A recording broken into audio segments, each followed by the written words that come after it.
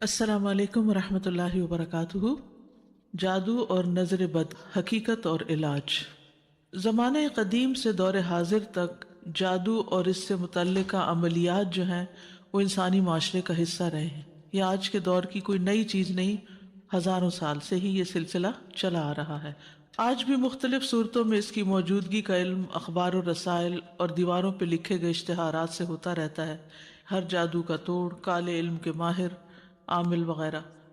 قرآن و سنت سے لا علمی کی وجہ سے لوگوں کی اکثریت اپنی پریشانیوں، کاروباری نقصان، باہمی تعلقات کی خرابی، چپکلش اور بیماریوں کا علاج جو ہے وہ جادو، جھاڑ پھونک اور منتر اور تعویذ گنڈوں کو گردانتے ہیں۔ یعنی جب ڈاکٹر سے علاج کر کے تسلی نہیں ہوتی تو پھر ان رستوں پہ چل پڑتے ہیں اور ان سے علاج کرنا شروع کر دیتے ہیں، اور اس کے لیے وہ عموماً جعلی عاملوں کی طرف چل پڑتے ہیں جو روحانی علاج کا جھوٹا دعویٰ بھی کرتے ہیں، انسان کا ایمان بھی خراب کرتے ہیں اور صحت نام کی بھی کوئی چیز حاصل نہیں ہوتی۔ اللہ سبحانہ و تعالیٰ نے ہمارے لیے قرآن و سنت کو بہترین رہنمائی کا ذریعہ بنایا ہے۔ اسلام میں جادو کا علاج موجود ہے، لہٰذا پہلے تو اس کی حقیقت کو جاننے کی ضرورت ہے اور اس کے بعد قرآن و سنت کی روشنی میں علاج کی ضرورت ہے، اور بجائے اس کے کہ انسان دوسروں کے پاس بھاگتا رہے، سیلف رقیہ اور دعائیں پڑھ کے اور اللہ کا ذکر کر کے ان چیزوں پر قابو پا سکتا ہے۔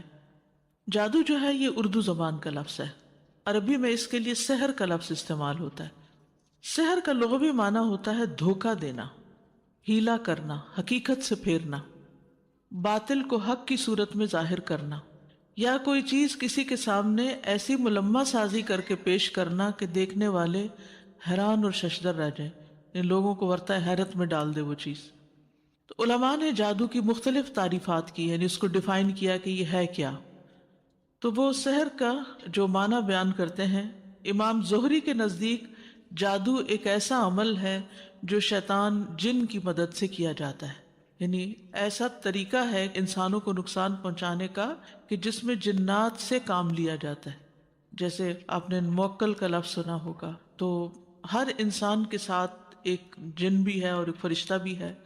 تو انسان کے ساتھ جو جن پیدا ہوتا ہے، یعنی جس دن انسان پیدا ہوتا ہے وہ بھی ساتھ پیدا ہو جاتا ہے، تو وہ ڈے 1 سے لے کر آج تک کے سارے حالات آپ پر جو گزرے ہیں وہ سب کو جانتا ہوتا ہے۔ اب اس کا نتیجہ کیا ہوتا ہے کہ جب دوسرے جنات کو اس شخص پر مسلط کیا جاتا ہے تو وہ اس سے اس کی زندگی کے سارے حالات، واقعات معلوم کر لیتے ہیں، اور پھر اس کے مطابق اس کو نقصان دیا جاتا ہے یا اس پر اثر ڈالا جاتا ہے، یا پھر اس سے متعلق خبریں معلوم کی جاتی ہیں۔ امام راضی کے نزدیک جادو کا تعلق ہر اس کام کے ساتھ ہوتا ہے جس کا سبب پوشیدہ ہو، یعنی وجہ نہ پتہ چلے اور اس میں دھوکہ دہی نمایاں ہو۔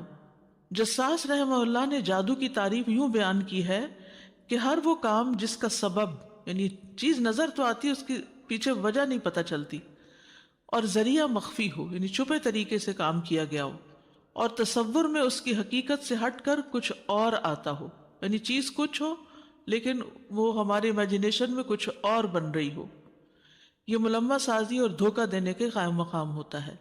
جیسے قرآن مجید میں آپ پڑھتے ہیں کہ موسیٰ علیہ السلام اور جادوگروں کے درمیان جو مقابلہ ہوا تھا، تو جادوگروں نے کیا پھینکا تھا؟ اپنے انچر پھینکے تھے، رسیاں پھینکی تھی، لاٹھیاں پھینکی تھی، اور وہ کیا بن گئی؟ وہ بنی نہیں تھی، وہ نظر اس طرح آ رہی تھی۔ یعنی چیز کی حقیقت کچھ ہوتی ہے، اصلیت کچھ ہوتی ہے، اور وہ نظر کچھ اور آ رہی ہوتی، تو اس میں دھوکہ ہے، ہیلا ہے۔ تو یہی اصل میں جادو کے پیچھے کار فرما ہوتا ہے۔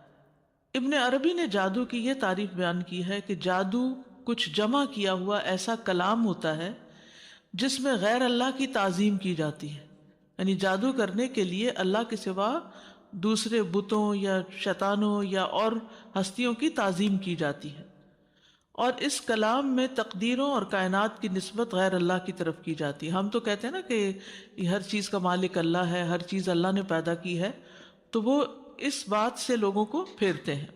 تو سحر کی جو وجہ تسمیہ ہے وہ کیا ہے کہ جنات اور شیاطین چونکہ نظر نہ آنے والی مخلوق ہے، ہم جنوں کو دیکھ نہیں سکتے، لہٰذا ان کے ذریعے کیا جانے والا عمل جب کسی کی طبیعت، مزاج، عقل اور تخیل، امیجنیشن کو متاثر کرتا ہے تو میڈیکلی اس کو ڈائگنوز نہیں کیا جا سکتا، کیونکہ وہ ٹینجیبل نہیں ہوتا، وہ دیکھ نہیں سکتے، آپ چھو نہیں سکتے، اس کو کیچ نہیں کر سکتے، وہ کسی مشین میں نظر نہیں آتا، تو پھر پتہ نہیں چلتا کہ اس شخص کو بیماری کیا لاحق ہے۔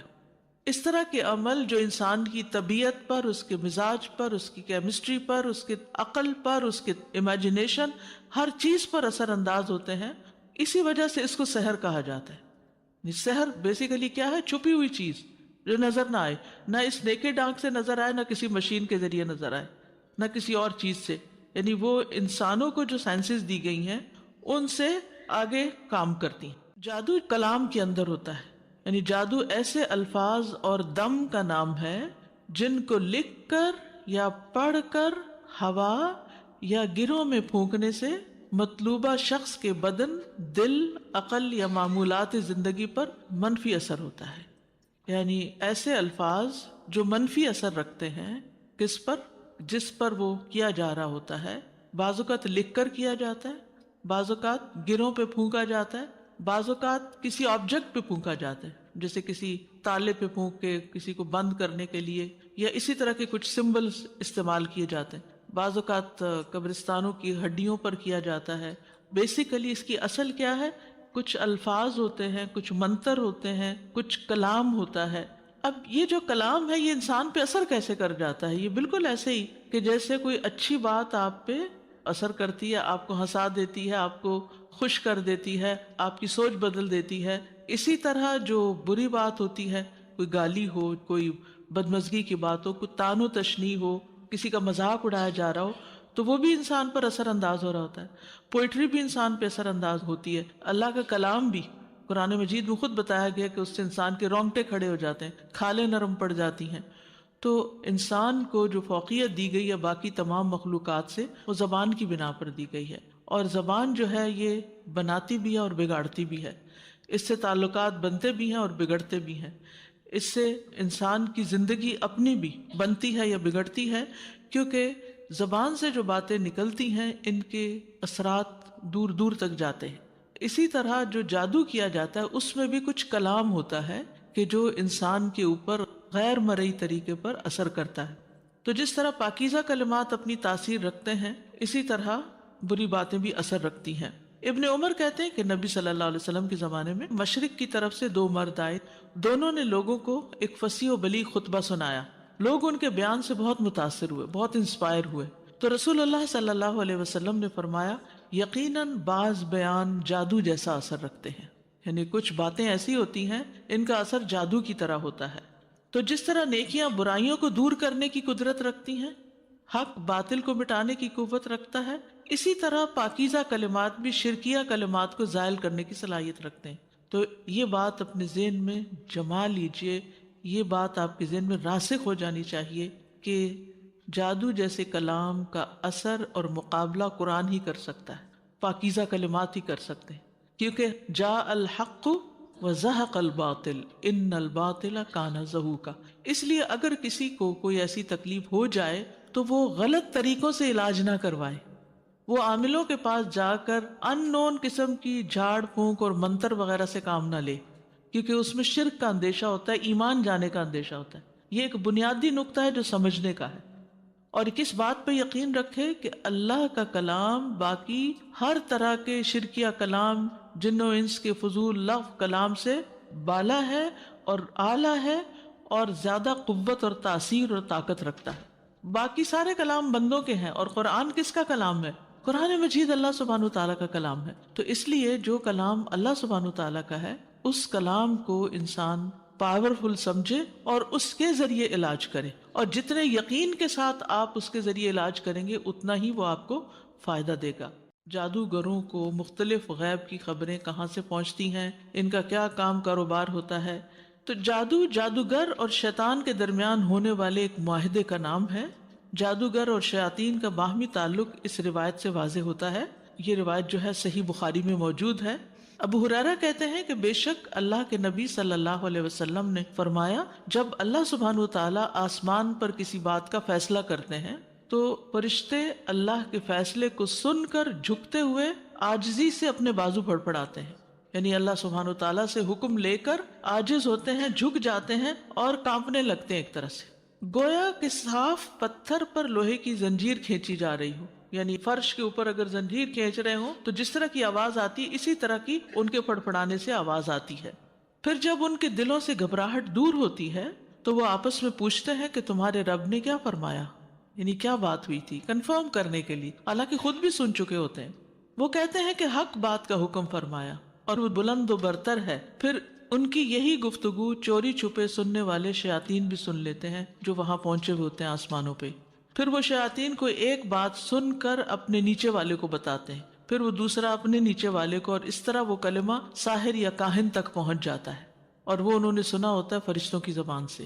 جو دنیا میں کوئی چیز ہونے والی ہوتی ہے یا کسی خاص انسان کے بارے میں کوئی حکم آ جاتا ہے اس کی موت کا یا کسی تبدیلی کا، کبھی تو ایسا ہوتا ہے کہ اس سے پہلے کہ وہ کلمہ اپنے نیچے والے کو بتائیں آگ کا گولہ انہیں آ دبوچتا ہے. شہاب ثاقب جس کا ذکر قرآن مجید میں آپ پڑھ چکے ہیں، وہ شہاب ثاقب اس کو جا پڑتا ہے اور وہ جن وہیں بھسم ہو جاتا ہے.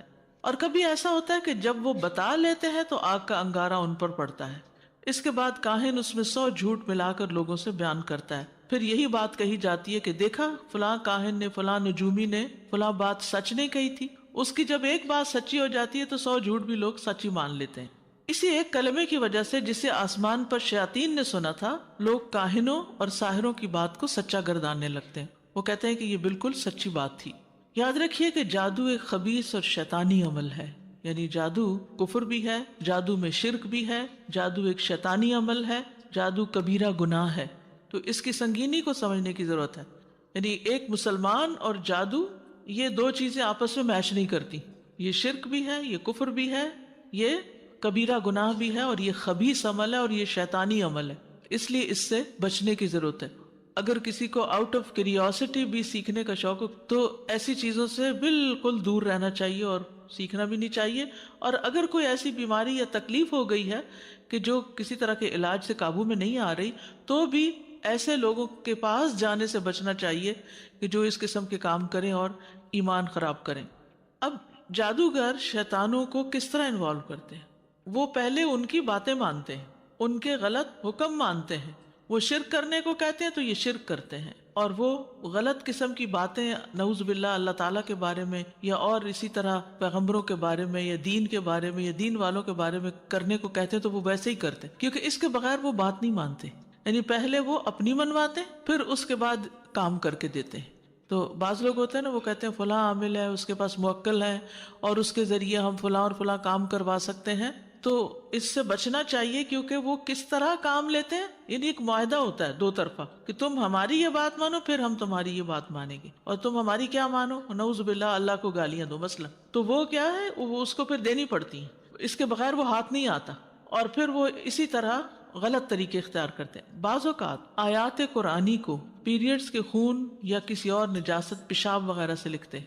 اسی لیے کہتے ہیں کہ جو پیڈز ہوتے ہیں ان کو پراپرلی ویسٹ کرنا چاہیے، خصوصاً اگر ان کے اوپر فریش بلڈ ہو تو ان کو ایسے ہی تھرو نہیں کرنا چاہیے. یا تو اس کو پانی کے نیچے تھوڑا کر دیں، یا پھر یہ ہے کہ سارے ملا کے ان کو جلا دیں یا کسی بھی طرح ان کو ڈسٹرائے کریں.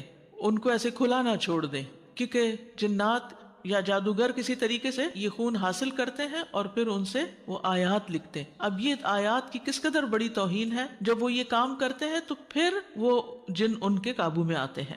پھر بعض اوقات قرآنی آیات کو پاؤں کے نیچے لکھتے ہیں. کبھی قرآن مجید کو پاؤں سے باندھ کر بیت الخلاء میں جاتے ہیں، بغیر وضو کے نماز پڑھتے ہیں، اللہ کا نام لیے بغیر جانور ذبح کرتے ہیں، اور شیطان کے بتائے ہوئے جگہ پر جا کر پھینکتے ہیں اس گوشت کو. وہ کبھی آپ نے دیکھا ہوگا لوگ چھتوں پہ پھینک دیتے ہیں، کہتے ہیں چیلیں کھا لیں. اور صدقہ تو انسانوں کو زیادہ ضرورت ہے نا کھانے کی، جو غریب لوگ ہیں، نہ کہ چیلوں کو کھلانے کی، یا پھر کسی ایسے جنگل میں پکواتے ہیں جہاں ان کے چیلے ہوتے ہیں. یا کبھی آیات قرآنی کو الٹا بھی لکھتے ہیں، بیک ٹریک کرتے ہیں. تو اس سے کیا ہوتا ہے کہ معنی بدل جاتے ہیں.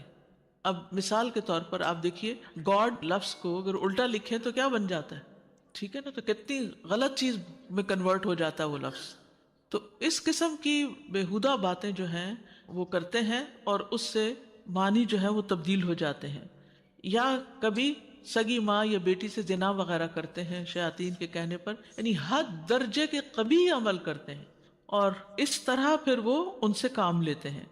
امام ابن تیمیہ کہتے ہیں شیطان خود اپنی ذات میں خبیث ہے، تو جب عزائم پڑھنے والا اور قسمیں کھانے والا اور روحانی جادو کی کتابیں پڑھنے والا اور اسی طرح کی دوسری چیزیں پڑھنے والا ایسی چیزوں کے ساتھ شیاطین کا تقرب حاصل کرتا ہے جن کو شیاطین کفر اور شرک میں سے پسند کرتے ہیں، تو ان کے لیے یہ چیزیں رشوت اور چٹی کے کام مقام ہوتی ہیں۔ یہ دراصل اس طرح کے کام کر کے وہ شیطانوں کو رشوت دیتے ہیں، اور پھر شیاطین ان کے کچھ اغراض و مقاصد پورے کرتے ہیں، جیسے کہ انسان کو مال وغیرہ لا دیتے ہیں۔ تو یہی وجہ ہے کہ ان میں سے بہت سے کاموں کے لیے وہ اللہ کے کلام کو ناپاک چیزوں کے ساتھ لکھتے ہیں، کبھی کلام کے حروف کو الٹا کر کے پڑھتے ہیں، کبھی الفاتحہ اور قل هو اللہ کے حروف کو الٹا لکھتے ہیں۔ تو آپ دیکھیے کہ جب قل هو اللہ اور الفاتحہ کو سیدھا پڑھا جاتا ہے تو علاج ہوتا ہے نا، جب وہ الٹا لکھ کر تکلیف دیتے ہیں تو پھر اس کو ریورس کیا جاتا ہے الفاتحہ وغیرہ پڑھ کر، اسی لیے الفاتحہ کو شفا کہا گیا نا۔ تو چونکہ اس میں شفا ہے تو وہ اس کو الٹا لکھتے ہیں تاکہ بیماری آئے۔